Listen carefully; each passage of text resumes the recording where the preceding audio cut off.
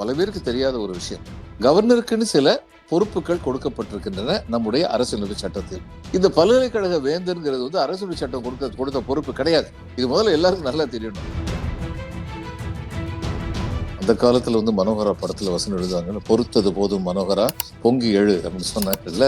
அது மாதிரி இன்னைக்கு சுப்ரீம் கோர்ட் வந்து பொங்கி எழுந்திருக்காங்க. ஏன்னா நடந்து கொண்டு இருந்தது என்னவென்றால், யாருக்காக இந்த நீட்டை கொண்டு வந்திருக்காங்க? பெரும்பாலும் இன்னைக்கு வந்து நீதிமன்றத்தில் வந்து சரியான முறையில் ஆதாரபூர்வமாக சொல்ல முடியும். ஏகே ராஜன் கமிட்டி ரிப்போர்ட்டே ரொம்ப அற்புதமான ஒரு ரிப்போர்ட்.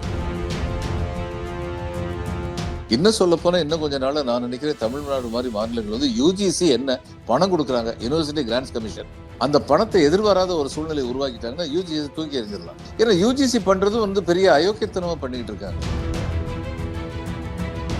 ஆனா இவங்க ஆளுநர் தரப்புல இருந்து சொன்னது அதுதானே சார். முதல்வர் வந்து கையெழுத்து போட்டாங்க அப்படின்னா கட்சி சார்ந்து பதவிகள் கிடைக்கும் அப்படிங்கறதுனாலதான் ஆளுநர் நிறுத்தி வைத்திருக்கிறார் அப்படிங்கறதா சொல்லப்பட்ட ஒரு காரணமாக இருந்தது. ஏன்னா இவர் வந்து என்ன மாநில ஆளுநரா வந்து பொறுப்பானவரா நடந்தாரா?